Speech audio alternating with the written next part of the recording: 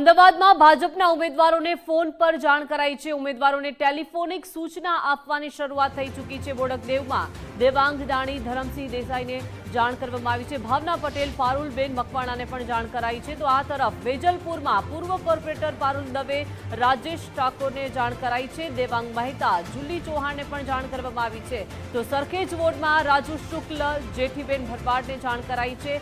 હેમા શાહ અને દિવ્યેશ ત્રિપાઠીને પણ જાણ કરવામાં આવી છે। તમામ ઉમેદવારોને ટેલિફોનિક જાણકારી આપવાની શરૂઆત થઈ ચૂકી છે। તમામ ઉમેદવારોને જરૂરી દસ્તાવેજો તૈયાર રાખવા માટેની સૂચનાઓ આપવામાં આવી રહી છે। એટલે કે અમદાવાદમાં ભાજપના ઉમેદવારોને ફોન પર જાણકારી આપવામાં આવી છે। આ તમામ સરખેજ વોર્ડ, વેજલપુર વોર્ડ, આ તમામ ઉમેદવારોને ફોન પર જાણકારી આપવામાં આવી રહી છે। અને હવે ઉમેદવારી ફોર્મ ભરવાનો આવતીકાલે અંતિમ દિવસ છે અને તેની પહેલા હવે અમદાવાદમાં ભાજપના ઉમેદવારોને ફોન પર જાણ કરવાની શરૂઆત થઈ છે। વધુ વિગતો સાથે સંવાદદાતા રીમા દોશી લાઈવ જોડાઈ ગયા છે। રીમા, હવે ઉમેદવારી ફોર્મ ભરવાનો આવતીકાલે અંતિમ દિવસ અને અમદાવાદમાં હવે ભાજપના ઉમેદવારોને ટેલિફોનિક જાણકારી આપવામાં આવી રહી છે। જો વાત કરીએ તમામ અમદાવાદ માટે સૌ કોઈની નજર હતી કે અમદાવાદની 192 બેઠકો ઉપર ભારતીય જનતા પાર્ટી છે તે કોને દાવેદારી છે તેમના દાવેદાર તરીકે ઉતારે છે, પરંતુ હવે પાર્લામેન્ટરી બોર્ડ છે તે અંત તરફ કહી શકાય। હવે જે તમામ દાવેદારો છે તેમને ટેલિફોનિક સૂચનાઓ છે તે આવવાની શરૂ થઈ ચૂકી છે। ખાસ તો જો વાત કરીએ તો અલગ અલગ જે ઝોન છે, 3 લોકસભાઓ છે તે દીઠ ટેલિફોનિક સૂચના છે તે શરૂ થઈ ચૂકી છે। ખાસ તો બોડકદેવ વોર્ડની વાત કરીએ તો બોડકદેવ વોર્ડથી દેવાંગ દાણી છે તેમને રિપીટ કરવામાં આવ્યા છે। તો સાથે જ એએમટીએસના પૂર્વ ચેરમેન ધરમસિંહ દેસાઈ છે તેમનો પણ ટિકિટ કન્ફર્મ થઈ ચૂકી છે। ક્યાંક ધરમસિંહ દેસાઈને લઈને એવી પણ માન્યતા છે કે અમદાવાદમાં આ વખતે મહાનગરપાલિકામાં ઓબીસી અનામતના પુરુષનું મેયર પદ છે તો તેમને મેયર પદ તરીકે તેમની દાવેદારી અત્યારથી જ ક્યાંક કન્ફર્મ માનવામાં આવી રહી છે અને તે ચર્ચાનો વિષય પણ છે કે તમામ લોકો એવું માની રહ્યા છે કે ધરમસિંહ દેસાઈને જ અમદાવાદ મનપાના ચેરમેન મેયર બનાવવામાં આવશે। તેની સાથે જો વાત કરીએ તો સરખેજથી 4 નવા ઉમેદવાર આ વખતે ઉતારવામાં આવ્યા છે। રાજુ શુક્લા, જેઠીબેન ભરવાડ, હેમાબેન શાહ અને દિવ્યેશ ત્રિપાઠી। જોધપુરથી પૂર્વ કાઉન્સિલર રહેલા ભાગ્યેશ પટેલને ટિકિટ માટેનો ફોન આવી ચૂક્યો છે। તો સાથે જ વિનોદ પટેલને પણ ફોન આવી ચૂક્યો છે। વેજલપુરની વાત કરીએ તો રાજેશભાઈ ઠાકોર, રાજુભાઈ ઠાકોર જે મુખીના નામે ઓળખાય છે તેમને રિપીટ કરવામાં આવ્યા છે। આ તેમની ત્રીજી ટર્મ છે। સાથે જ દેવાંગ મહેતા, જુલીબેન ચૌહાણ અને પારુલ દવેને રિપીટ કરવામાં આવે છે। તે સિવાયના બંને દાવેદારો વેજલપુરના છે તે નવા છે। એટલે ખૂબ મહત્વપૂર્ણ વાત કહી શકાય।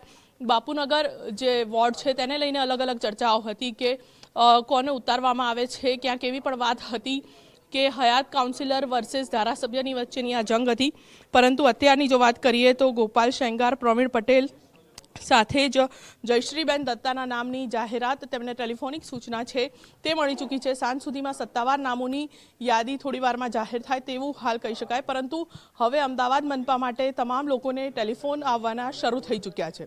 જી રીમા, આભાર વિગત સાથે જોડાયા બદલ। એટલે કે હવે અમદાવાદ મનપા પર જે તમામ લોકોની નજર હતી તે હવે ધીમેથી ઉમેદવારોને ટેલિફોનિકની જાણકારી આપવાની શરૂઆત થઈ ચૂકી છે। સંવાદદાતા અર્પિત પણ લાઈવ જોડાઈ ગયા છે। અર્પિત, અમદાવાદમાં હવે ભાજપના ઉમેદવારોને ફોન પર જાણકારી આપવામાં આવી રહી છે, તેની શરૂઆત થઈ ગઈ છે। આવતીકાલે અંતિમ દિવસ છે ઉમેદવારી નોંધવાનો અને તેની પહેલા હવે ધીમે ધીમે શરૂઆત થઈ ગઈ છે ટેલિફોનિકમાં। અને હવે આ જે ઉમેદવારોના નામ જે સામે આવી રહ્યા છે એમાં કેટલા ઉમેદવારો રિપીટ છે, કેટલા નવા ચહેરાઓ?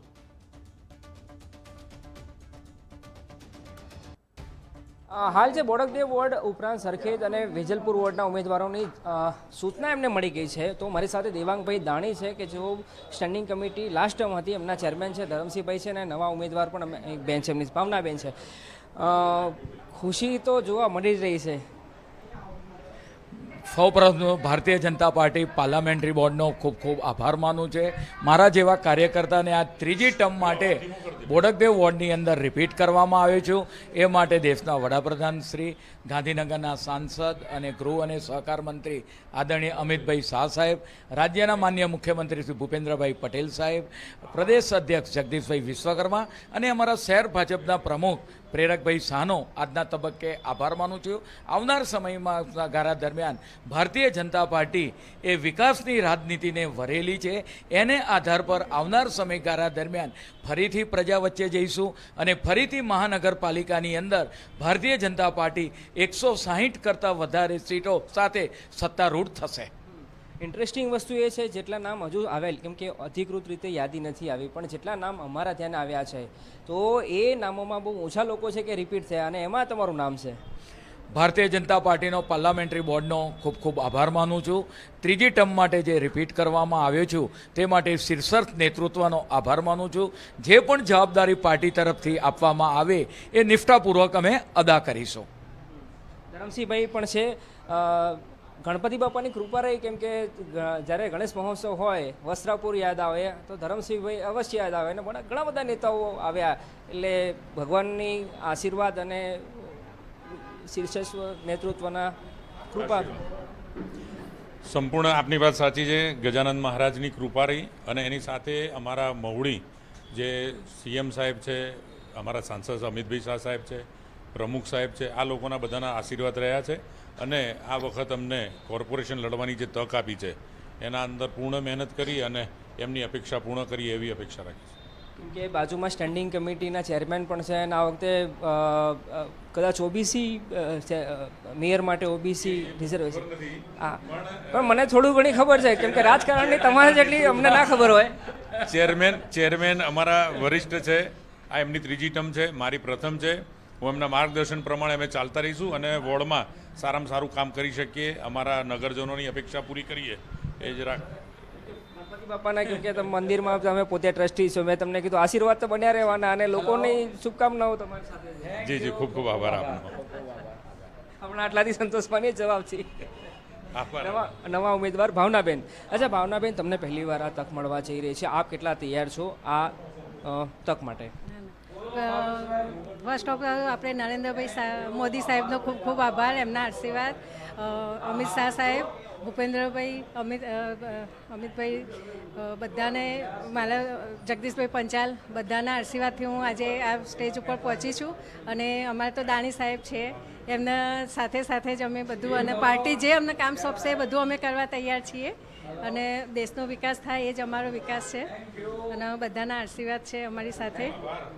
દેવાંગભાઈ, ઇન્ટરેસ્ટિંગ વસ્તુ એ છે કે આ વખતે જેટલા ટિકિટો જાહેરાત મેં અગાઉ ઉલ્લેખ કર્યો, જેટલા મારા ધ્યાને નામ આવ્યા છે અથવા તો જેટલા આવશે, એમાં સૌથી સિનિયર અથવા તો સૌથી અનુભવી સચિન કહી લો અથવા તો મોટા પ્લેયર કહી લો, એ તો નામ તમારું જ આવ્યું છે. એક અદના કાર્યકરથી શરૂઆત કરી ભારતીય જનતા પાર્ટી તરફથી જે પણ જવાબદારી આપવામાં આવે એ નિષ્ઠાપૂર્વક અદાવાનો પૂરતો પ્રયત્ન કરવામાં આવશે. દરેક ભારતીય જનતા પાર્ટીનો કાર્યકર્તા એ અનુભવી કાર્યકર્તા છે, અને અનુભવી કાર્યકર્તાને કોઈ પણ એ જવાબદારી આપવામાં આવે ત્યારે સારી રીતે બજાવતા હોય છે.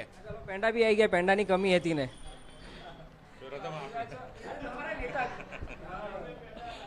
ગણપતિ બાપાની કૃપા રહેવાની.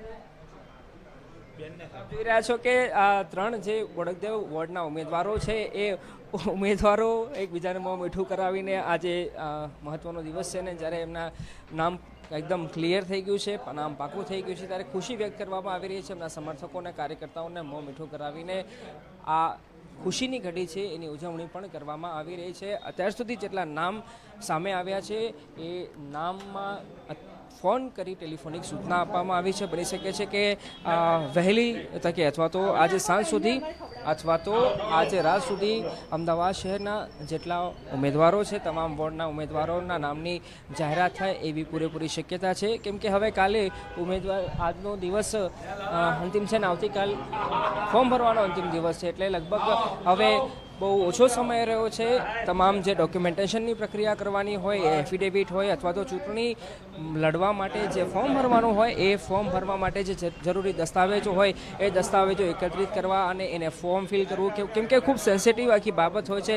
થોડી ઘણી ભૂલ રહી જાય તો એ ઉમેદવાર માટે ખૂબ જોખમ ભર્યું રહેતું હોય, એટલે હવે કેમ કે ખૂબ ઓછો સમય રહ્યો છે ફોર્મ ભરવા માટેનો, આવતીકાલે અંતિમ તારીખ છે, ત્યારે એ તમામ તૈયારીઓ પણ હવે જેટલા ઉમેદવારોને સૂચના મળી છે તમામ ઉમેદવારો પણ આ ફોર્મ ભરવા સંદર્ભે એ કામગીરીમાં પણ લાગવાના છે. પણ હાલની વાત કરીએ તો એક ખુશીનો માહોલ એમના સમર્થકો અને એમના કાર્યકર્તાઓમાં પણ જોવા મળી રહ્યો છે. અને આપ જુઓ આ દેવાંગભાઈ દાણીનું કાર્યાલય છે વસ્ત્રાપુર ખાતે આવેલું, ત્યાં મોં મીઠું કરી અને આ ઉજવણી કરવામાં આવી રહી છે. અને બની શકે છે હવે